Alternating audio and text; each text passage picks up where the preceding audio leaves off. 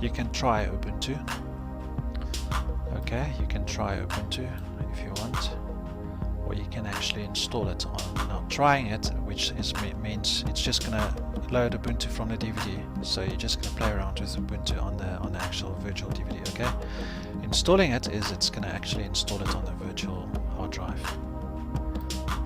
Okay, so I'm gonna click on install Ubuntu.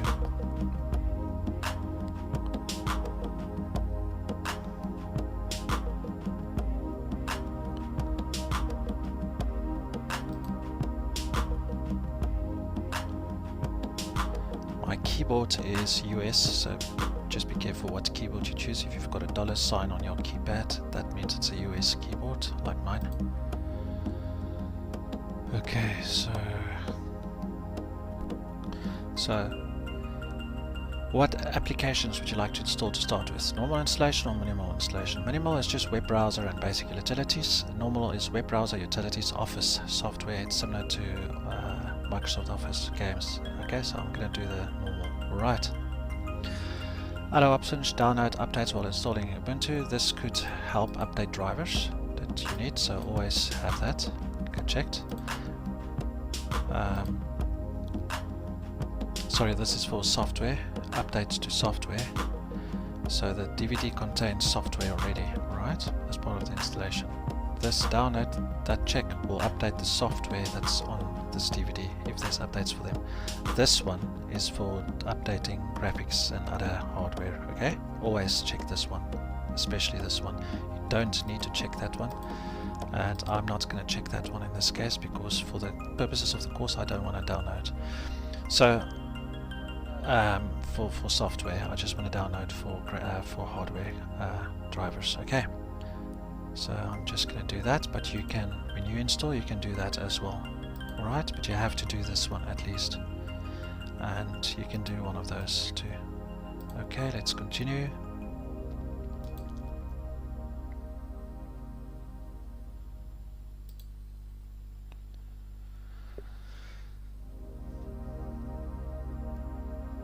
Okay, as the same with Linux Mint, you can custom partition your Linux installation, and you do the custom partition via something else. Yeah, with the Ubuntu you can create or resize partitions yourself, okay, or choose multiple partitions for Ubuntu.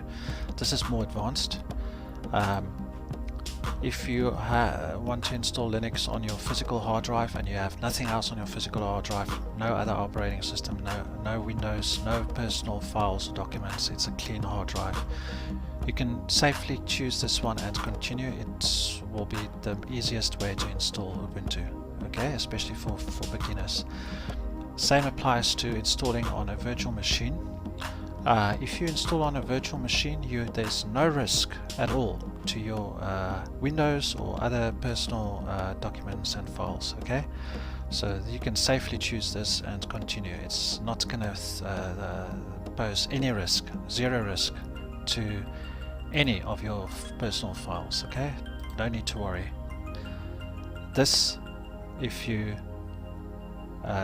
install it on a virtual machine, but if you install it on a physical hard drive, not a virtual machine, directly on your laptop or desktop computer hard drive, physical hard drive, not via this Oracle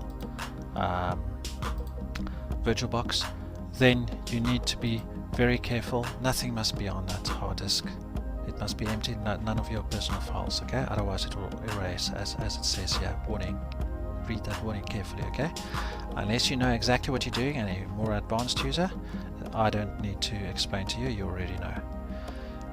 Okay, encrypt the new Ubuntu installation for security. Always a good idea, but I would advise you to read up on it before you do that. I generally don't, unless there's a very good reason. Logical volume management is allows you to take snapshots, so if something happens with your Linux operating system, then you can just revert back to the previous snapshot, okay? Windows has a similar setup functionality. You can also do partition resizing easier if you have this.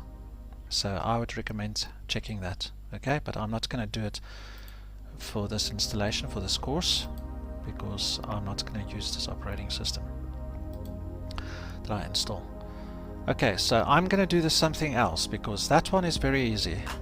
It should be very easy. It's just click, click, click, click with a couple of things you need to fill in, username, password, and stuff like that. Okay, so it's not even worth, really, it's not even worth doing a course on that. Okay, but this is the more complicated one.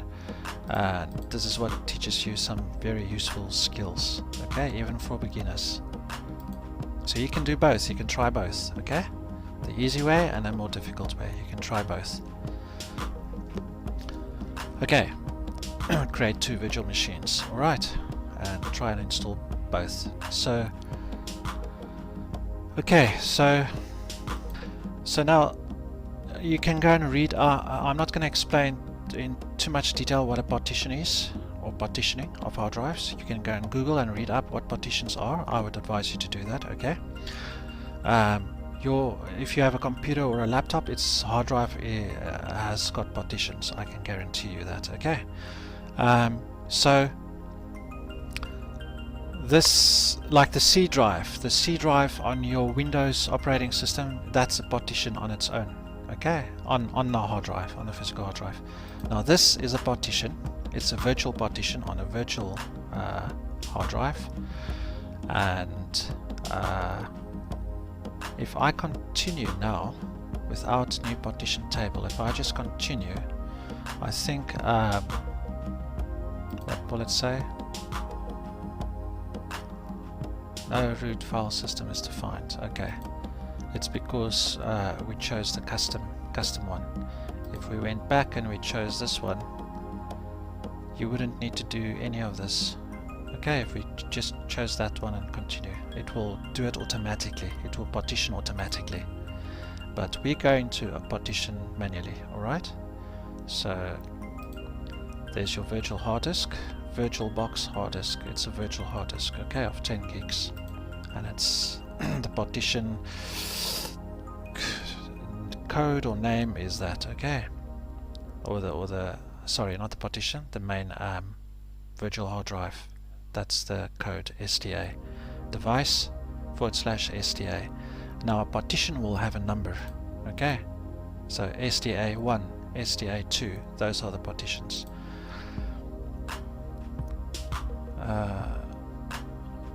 Okay, you have selected the entire device partition. If you proceed with creating a new partition table on device, then all current partitions will be removed. Note that you will be able to undo this operation later if you wish. Yeah, so if there's something on the hard drive and you remove all partitions, it deletes all the data. Okay, so be careful. But because this is virtual machine, it's fine, no risk. Okay, so now it's created the first table, sort of empty table for this virtual hard disk. Now we're going to create the first partition out of that empty partition table. Okay.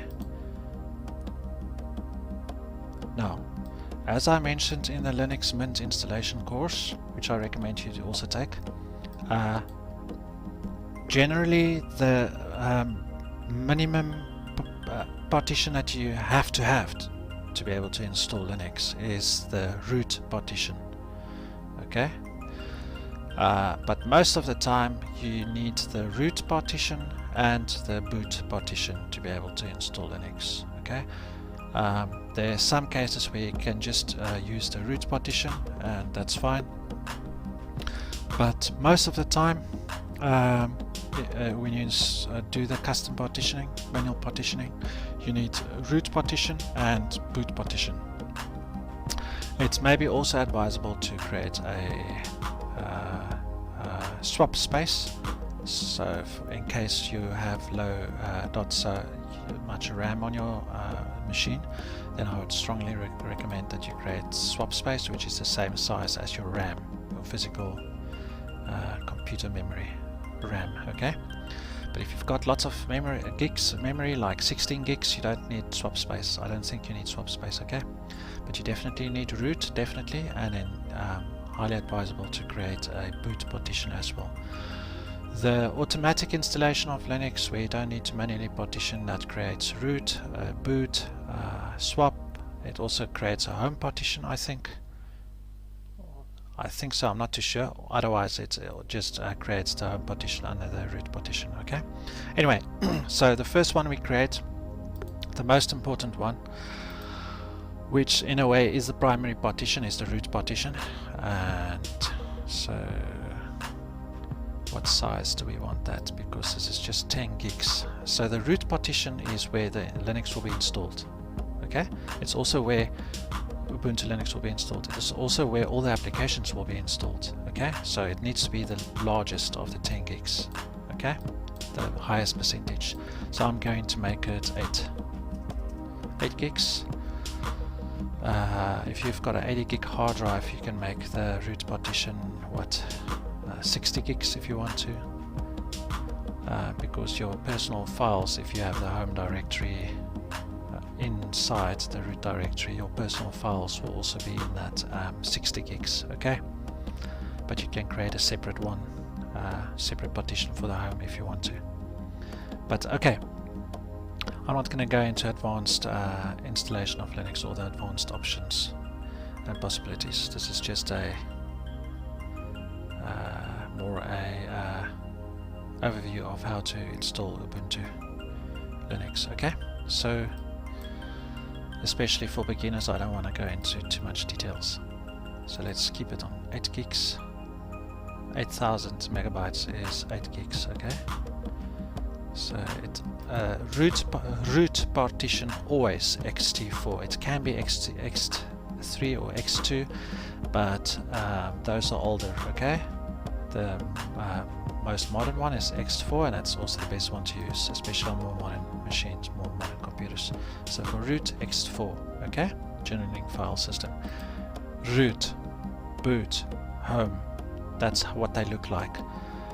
Home partition, boot partition, root partition. Okay, there we go. Done. Now next we create the boot partition. So we click on there, click on the plus sign. Boot partition never needs to be higher than 500 megabyte, half a gig. Okay, 500 megabyte is definitely enough. Half a gig, 500 megabyte. It's definitely enough. And that one is always x2. Remember, always x2, always. Okay, and that's boot. Okay. It's what it uses when it boots up Linux, when you boot up the computer. For it to boot the Linux bootloader, this is what it uses. Okay. Alright, don't need to worry about that. It automatically takes care of that. You can manually change this, but default settings there is okay. And just for the sake of it, I'm just gonna, I don't need to. Those two, that's compulsory, mandatory. That's most of the time compulsory and mandatory. But the swap space is not compulsory. Okay, so I'm just going to leave the swap space to 2.2 gigs, just because, no specific reason. It's just for demonstration purposes. I can make it 500. I can make it 1000 if I wanted to. Or just let me make it to 2 gigs. Okay, and there it is, swap area. Okay, it's pretty much does the same as a RAM memory on a physical computer, but it uses the hard drive to store the data. Okay, whereas RAM doesn't use the hard drive, much quicker. Swap space is much slower, but that's just the backup in case your RAM is used up, because your PC can then completely freeze. You would need to reboot, whereas swap makes it possible to use some swap space, and then it is much slower, makes it much slower, your computer, but it doesn't freeze up. Okay, but for people with 16 gigs RAM, they don't need this. So okay, so it's very simple. Low RAM, you need swap. High RAM, like more than 8 gigs, it's like 16 gigs, you don't need swap. You do need the root partition, and you do need the boot partition. Okay, boot partition, only that size, 500 megabyte. This partition size, any size you want. Okay, any size. I would recommend, if you're going to download a lot of applications, download a lot of stuff, I would recommend make this very large, as much as you can. It's like the C drive. This is like the C drive in Windows. Okay, this is a very good way to understand it. This root partition for Linux is like the C drive on Windows. Okay, or the root location or folder or drive on Mac. Okay, that one. So we can now, don't forget this. Don't just click on install now, don't do this first. We need to choose the location of the bootloader. The bootloader reads the information inside boot.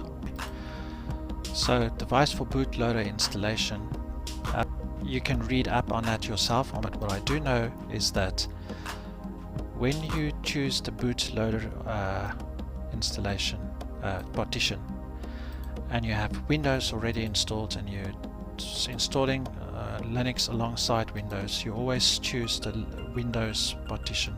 So if Windows was installed on SDC, SDC would be listed here and you would choose SDC.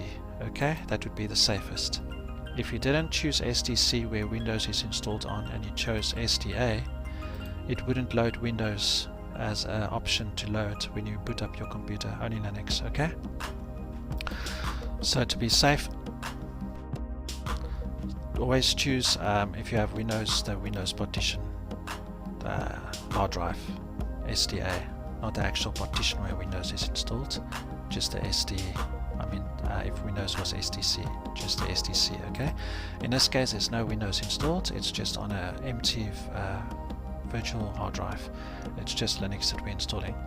So in that case I have to choose SDA.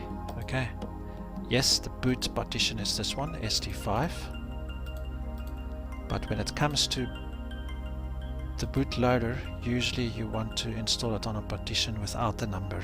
Okay, so in this case it's SDA.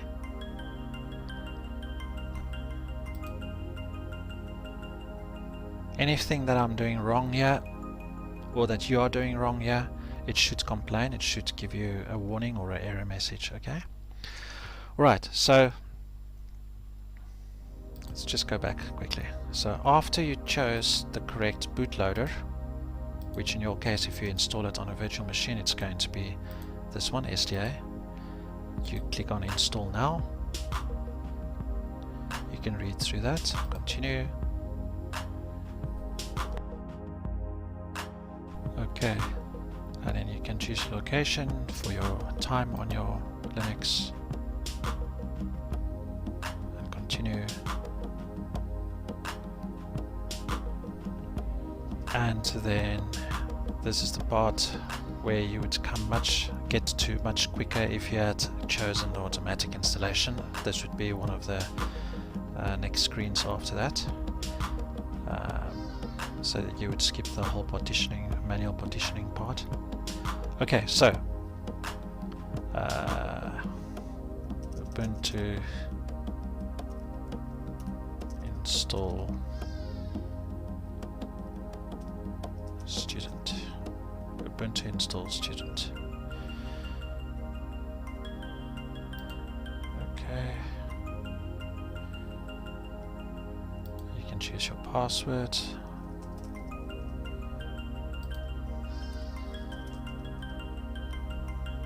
You can choose login automatically, then you don't need to type in your password, or for more security, obviously that one. You can, any names here. This is just going to identify your computer on a network, and this is your actual name, and this is your username. Okay, continue.